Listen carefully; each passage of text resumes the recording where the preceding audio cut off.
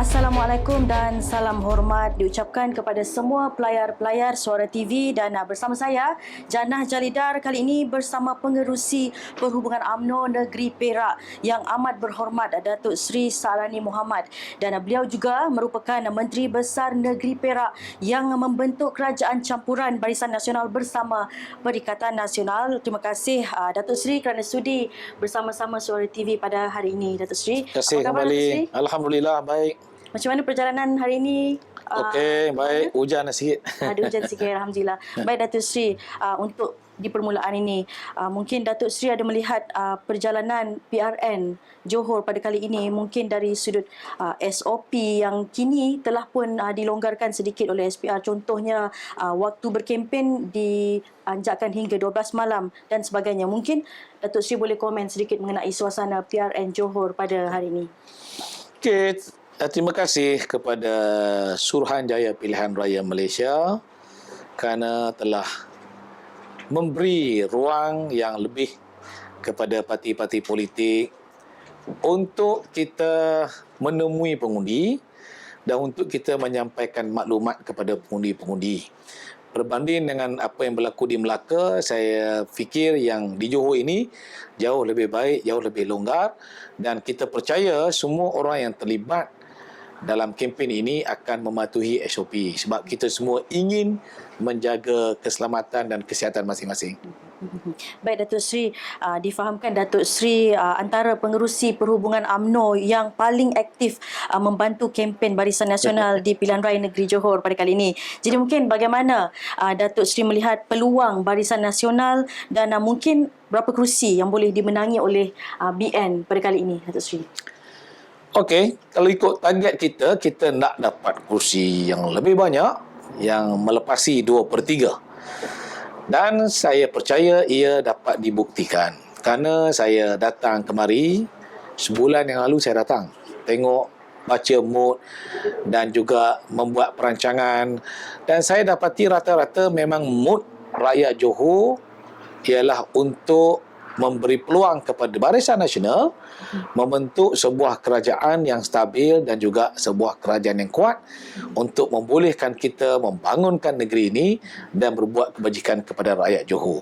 Jadi nampak moodnya begitu dan jelas saya rasa ia akan memberi petanda baik. Mood ini akan diterjemahkan oleh pengundi-pengundi Johor pada 12 hari bulan, insyaAllah. Baik, Datuk Seri menyebut tentang mood dan sebagainya. Mungkin Datuk Seri ada melihat trend dan peluang kawasan-kawasan yang dibantu secara khusus oleh Barisan Nasional Negeri Perak itu sendiri. Okey, saya diberi tanggungjawab untuk menjaga 7 kawasan DUN. Ya.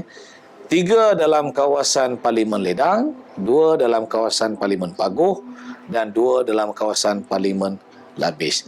Daripada 7 itu, 5 adalah kawasan yang ditandingi oleh UMNO dan 2 adalah kawasan yang ditandingi oleh MCA. Jadi saya datang kemari dengan membawa jentera yang agak besar. 551 tenaga UMNO, 50 tenaga MCA dan 47 tenaga MIC. Kita datang kemari dan kita bergerak daripada seawal hari pertama sehingga sekarang, dan saya mendapat maklumat ia memberangsangkan. Baik Datuk Seri, ada kenyataan daripada Timbalan Presiden UMNO Datuk Muhammad Hassan bahawa pihaknya akan terus mendesak PRU15 disegerakan, tidak kira sama ada BN ini menang ataupun kalah dalam PRN Johor kali ini. Saya fikir apa yang disebut oleh Yang Berhormat Datuk Seri Muhammad Hassan itu adalah untuk menjawab tohmahan yang disebutkan oleh lawan kita dengan mengatakan kononnya UMNO telah cuba untuk mengadakan pilihan raya negeri daripada sebuah negeri kepada sebuah negeri kepada sebuah negeri dengan tujuan katanya untuk mengambil mood ataupun membina momentum bagi membolehkan kita mengadakan pilihan raya umum yang ke-15. Jadi respon Yang Berhormat Datuk Seri Muhammad Hassan, ia tak terikat. Tak terikat. Kalau kita menang di Johor ini, tentulah ia membina satu mood yang baik, ia membina satu good factor, dan pada waktu itu Perdana Menteri yang baik yang bijaksana akan melihat mood kemenangan di Johor ini untuk membolehkan Perdana Menteri barangkali menghadap Duli Yang Maha Mulia Paduka Seri Sultan Pertuan Agong bagi membubarkan parlimen. Itu pun tertakluk kepada perkenan Seri Paduka Baginda Pertuan Agong. Okey. Kalau menang. Kalau tak menang pun ia tak ada masalah. Kalau Perdana Menteri nak membubarkan parlimen pun tak ada masalah. Sebab tempoh untuk bubarkan parlimen ni sudah hampir sebenarnya. Dalam tempoh, saya ingatlah saya pun lama juga dalam politik ini. Perdana Menteri Malaysia kebanyakannya membubarkan parlimen sebelum 5 tahun. Datuk Seri Najib seorang saja yang melepasi 4 tahun lebih. Tun Dr. Mahathir Mohamad pernah membubarkan parlimen setelah 3 tahun 8 bulan. Okay. Jadi kalau ambil kira itu bermakna waktu untuk membubarkan parlimen itu telah pun ada. Sama ada menang atau kalah di Johor ini. Jadi kalau Perdana Menteri dapat ilham, dapat hidayah, dia nak cadangkan bubar dan Seri Paduka Baginda Pertuan Agong berkenan, maka bubarlah. Itu saja saya fikir yang disebutkan oleh Yang Muhammad Datuk Mak Hassan. Okey, Datuk Seri, itu kita bercerita mengenai pilihan raya umum. Bagaimana pula kalau BN menang di Johor, adakah Perak bakal menyusul pula untuk bubar dan menggunakan strategi yang sama atau tunggu sahaja tarikh PRU? Ya, ini pun ditanya oleh ramai orang kepada saya dan ramai orang beranggapan Perak pula akan dibuat selepas ini. Saya dah bagi tahu banyak kali di beberapa tempat, suasana di Perak tidak sama seperti mana di Johor dan tidak sama seperti mana di Sarawak, tidak sama seperti mana di Melaka. Di Perak, kerajaannya agak stabil walaupun ia ditubuhkan oleh 3 parti yang dominan, ditokong oleh ada lagi calon, ada lagi wakil rakyat bebas. Tapi yang penting daripada 59 kursi Dewan Undangan Negeri Perak ini, kerajaan dibina berasaskan sokongan 36 kursi. Dan pembangkang ada 23 kursi. Dia jauh beza. Okay? Kursi kerajaan sekarang ada 25 daripada BN, 3 daripada PAS, 4 daripada Bersatu, 3 daripada Parti Bangsa Malaysia dan ada seorang bebas. Jadi gapnya, jurang di antara bilangan kursi kerajaan dengan bilangan kursi pembangkang agak jauh. Sebab itu kita tak ada sebab untuk kita bubarkan. Dia tak seperti Johor. Johor dia ada satu saja sokongan yang pada bila-bila masa saja kerajaan yang ada ini akan runtuh. Jadi di Perak berbeza. Sebab itu kalau ditanya kepada saya tak nampak sebabnya mengapa Perak perlu dibubarkan. Kecuali jika parlimen dibubarkan, ya kita akan ikut seperti mana parlimen untuk diadakan pilihan raya umum serentak. Baik, Datuk Seri, sebagai Menteri Besar yang membentuk kerajaan negeri bersama Bersatu dan juga PAS, ada tak rasa janggal apabila bermusuhan dalam PRN Melaka dan kali ini di Johor pula? Datuk Seri komen. Tak ada. Pengalaman saya berhadapan di Melaka, walaupun daripada Perak kita datang untuk berkempen membantu kemenangan parti masing-masing, tapi bila kita balik ke Perak, kita hadir mesyuarat exco profesional biasa, tak ada masalah. Minggu lepas saya mengadakan mesyuarat exco pun tak ada masalah, dan saya percaya tahap profesionalisme itu ada. Ada kerana kita memegang amanah untuk membangunkan negeri. So di Perak kita teruskan persahabatan itu. Tapi of course lah kita datang ke Johor ini, saya akan bermati-matian akan bekerja untuk memenangkan calon Barisan Nasional. Rakan saya daripada Bersatu akan buat benda yang sama, daripada PAS pun buat benda yang sama. Tapi tidaklah sampai ia memporak-porandakan kerajaan negeri Perak. Baik, Datuk Seri, ini soalan berkenaan pentadbiran negeri Perak pula, Datuk Seri. Datuk Seri sebelum ini telah mengumumkan keputusan untuk tidak membekalkan air mentah kepada Pulau Pinang menerusi projek skim penyaluran air mentah Sungai Perak SPRWTS. Jadi adakah keputusan ini dibuat atas faktor pengurusan risiko semata-mata ataupun ada sebab-sebab politik, Datuk Seri? Tak ada. Dia tak ada sebab politik. Keperluan air ini merentasi parti politik. Tak ada. Sebab dia keperluan air ini adalah keperluan manusia sejagat. Tapi yang penting ialah kita memahami masalah yang dihadapi oleh Pulau Pinang. Kita memahami sebab dia dalam kajian dia menunjukkan bahawa dia akan berlaku kekurangan air menjelang tahun 2025. Okey. Dan cerita Pulau Pinang berminat dengan air daripada Perak ini bukan baru. Sudah lama. Dan telah pun disampaikan hasrat itu pada zaman Menteri Besar yang berhormat Datuk Seri Diraja Dr. Zamri. Datang kepada zaman Pakatan Harapan pun mereka datang dengan permintaan yang sama. Tetapi yang berhormat Datuk Seri Peja ataupun Faizal Azumu semasa menjadi Menteri Besar telah menjawab bahawa Kerajaan Negeri Perak bersedia untuk membantu Pulau Pinang tertakluk kepada sama ada air untuk kegunaan negeri Perak sendiri mencukupi ataupun sebaliknya. Okey.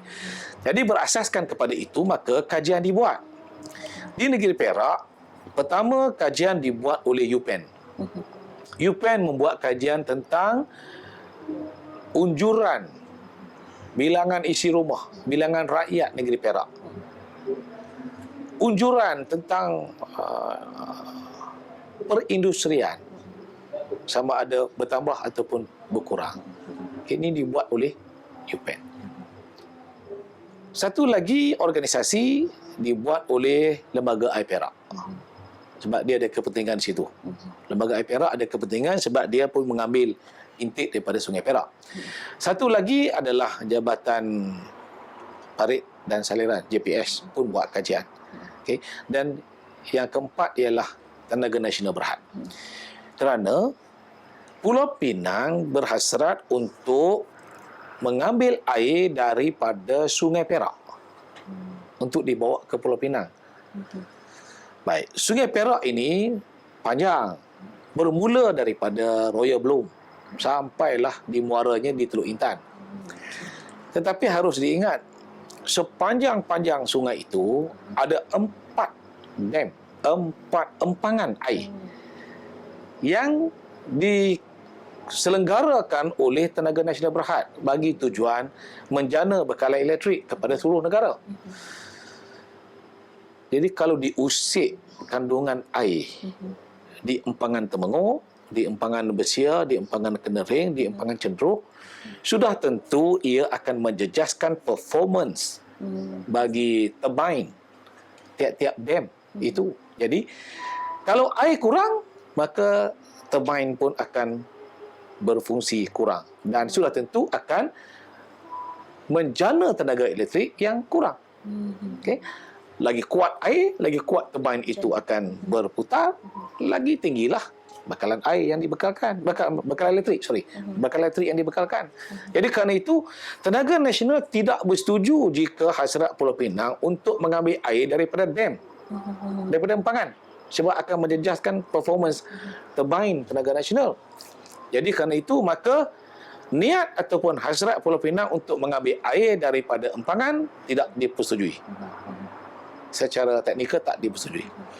Maka Pulau Pinang berhasrat untuk mengambil air di bawah dam sebelah empangan Cenderuh. Empangan Cenderuh di Kuala Kangsar bawa sampai ke Teluk Intan. Ini pula tak dipersetujui oleh LAP dan juga JPS. Sebab LAP dan JPS ini masing-masing ada kepentingan. Mereka ada apa dipanggil sistem ya, sistem dia yang kalau kekurangan air dia akan menyebabkan dia tidak boleh berfungsi dengan baik. Jadi kalau disedut air daripada bawah Sungai Perak, maka akan berlaku kekurangan air Sungai Perak dan menjejaskan kawasan di Parit, di Kampung Gajah dan juga di Teluk Intan. Jadi kerana itu JPS dan LAP pun tidak bersetuju. Okay. Pada waktu yang sama, UPEN pula memberikan kepada kita unjuran iaitu pada tahun 2050 dijangkakan penduduk negeri Perak akan mencecah 3 juta orang. Dengan 3 juta orang itu, keperluan air akan menjadi lebih tinggi. Dan UPEN juga mengunjurkan bilangan kilang-kilang perindustrian akan lebih banyak datang ke Perak.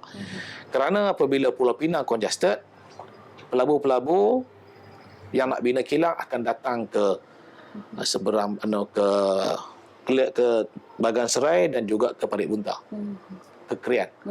Dan di sebelah selatan ni, pelabur-pelabur yang sekarang ini telah congested di Selangor akan datang ke Tanjung Malin.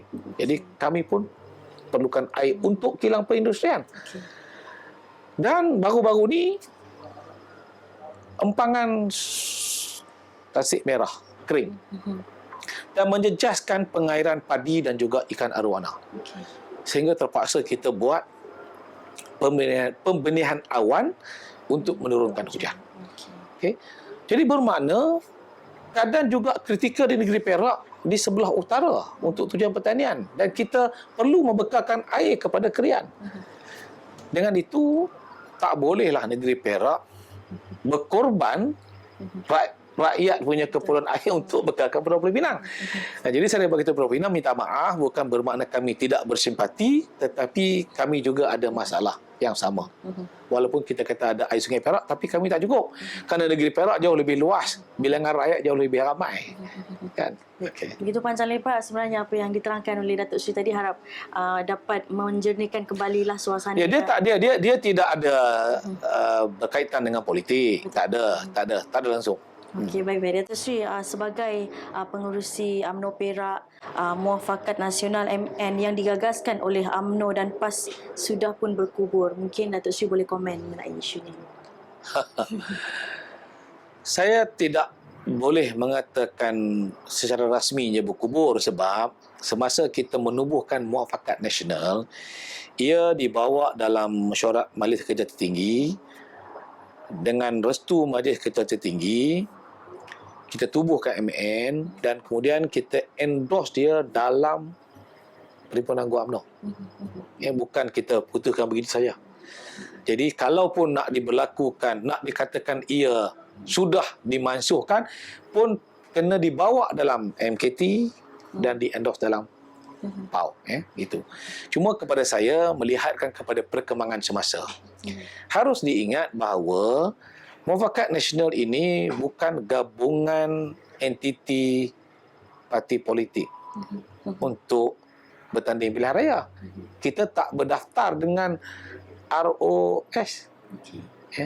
Tetapi Perikatan Nasional, PAS, Bersatu dan Gerakan, mereka bergabung dalam Perikatan Nasional, dan Perikatan Nasional itu didaftarkan dengan ROS.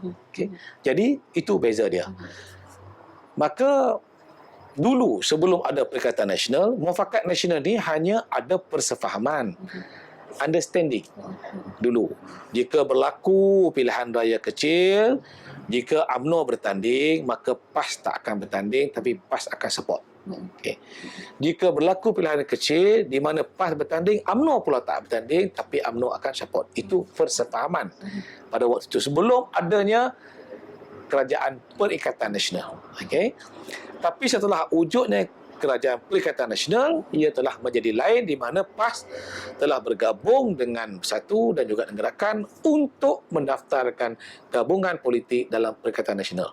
Jadi bila berlaku PRN Melaka, of course lah, PAS dia ada satu bendera dengan Parti Bersatu, dengan Parti Gerakan atas bendera Perikatan Nasional. Dan UMNO tak terlibat, BN tak terlibat. Maka BN bertanding atas simbol dacing. Okay. Jadi tak adalah nampak keserasian seperti mana yang berlaku semasa Muafakat Nasional sebelum adanya Perikatan Nasional. Okay. Jadi pada saya tak adalah, tapi tidaklah bermakna kita perlu maki hamun. Sebab dulu masa Muafakat Nasional dulu, ia ditubuh berasaskan kepada persefahaman itu, dan daripada persefahaman itu kita tengok di bawah sana, dalam masjid tak ada pertelingkahan, di surau tak ada pertelingkahan, di sekolah agama rakyat tak ada pertelingkahan, masing-masing saling boleh berjumpa, saling bergotong royong. Jadi tak apalah kalau kata pun tidak ada Muafakat Nasional dalam pilihan raya negeri di Melaka dan di Johor, tak payahlah sampai kita berpatah arang di masjid dan surau. Teruskanlah. Tak ada masalah, pilihan raya ni kita mengundi. Okey, baik Datuk Seri. Mungkin Datuk Seri ada kata-kata akhir. Ada berbaki lagi 7 hari untuk sebelum kita semua keluar mengundi. Mungkin Datuk Seri ada yang ingin disampaikan kepada pengundi-pengundi di negeri Johor. Okey, saya mengambil kesempatan ini untuk bersama-sama dengan rakan-rakan saya, dengan sahabat-sahabat saya orang Johor. Orang Johor Darul Takzim yang akan mengundi pada 12 hari bulan. Seminggu yang lalu, tuan-tuan, puan-puan, saudara-saudari telah pun dengar bermacam-macam di pentas yang berbeza. Parti-parti politik telah berhujah. Okey. Jadi saya nak ingatkan diri saya dan kita semua, sewaktu kita nak mengundi nanti, dia jangan mengundi dengan emosi. Okey. Terutama kepada orang Islam. Orang Islam ni diajar jangan membuat keputusan waktu sedang marah. Betul. Okey. Waktu sedang marah ini ada syaitan bersama kita. Jadi kita buat keputusan dengan hasutan syaitan. Okay. Jadi kerana itu 7 hari telah berlalu dan kita sudah matang, sudah mendengar. Saya harap orang Johor dapat menggunakan fikiran yang matang, dapat menggunakan akal yang sempurna untuk memberi undi kepada Barisan Nasional, kerana Barisan Nasional berhasrat untuk menubuhkan sebuah kerajaan yang stabil dan kuat. Kestabilan demi masa hadapan. Okey. Mudah saja. Kalau kerajaan tak stabil, pelabur tak akan datang masuk. Sebab dia bimbang kalau bertukar menteri besar 3 tahun. 3 menteri besar. 3 polisi yang berbeza. Okey. Jadi sudah tentu tak cantik, pelabur tak akan datang.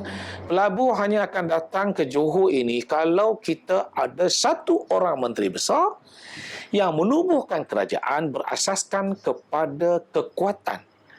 Maknanya bukan menang 1 kursi. Nak menang 10 kursi kalau boleh. Dapat 2/3 lagi bagus. Sebab dengan kekuatan kerajaan yang ada itu, pelabur-pelabur akan yakin menteri besar yang telah kita pilih, menteri besar yang telah kita sebutkan yang amat berhormat Datuk Seri Insinyur Hasni Mohamad akan jadi menteri besar, dan saya percaya ini sahabat saya Datuk Seri Hasni dapat memberikan perhatian khusus, fokus kepada usaha-usaha untuk membangunkan negeri Johor. Dan dengan itu, maka bila negeri makmur, ada ramai pelabur datang, ada banyak kilang dibuka. Bila kilang dibuka, banyak pekerjaan, ramai orang boleh bekerja. Bila ramai orang boleh bekerja, ada pendapatan tetap. Bila ada pendapatan tetap, maklum nasi lemak pun akan dapat duit. Pak Long yang jual goreng pisang pun akan dapat duit. Penjual-penjual pasar malam pun akan dapat duit. Itulah yang kita nak buat. Okay, jadi sebab itu, beri peluang kepada Barisan Nasional untuk membentuk kerajaan yang stabil dan kuat. Dengan pengalaman yang kita ada mentadbir negeri ini selama 60 tahun, barangkali kita dah buat silap sana sini, kita minta maaf. Beri peluang kepada kami, Barisan Nasional, untuk membetulkan kesilapan dan kembali untuk membina negeri Johor ini, supaya negeri Johor akan jadi makmur dan rakyat negeri Johor akan mendapat manfaat daripadanya. Baik, terima kasih diucapkan kepada Yang Amat Berhormat Datuk Seri Sahrani Mohamad atas kesudian bersama-sama Suara TV pada hari ini. Dan jangan lupa pesanan Datuk Seri tadi, keluar mengundi jangan ikut emosi, gunakan akal fikiran baik untuk sama-sama keluar mengundi dan buat keputusan yang bijak. Untuk itu, sekian dulu daripada kami Suara TV. Saya Janah Jaridar. Assalamualaikum dan salam hormat.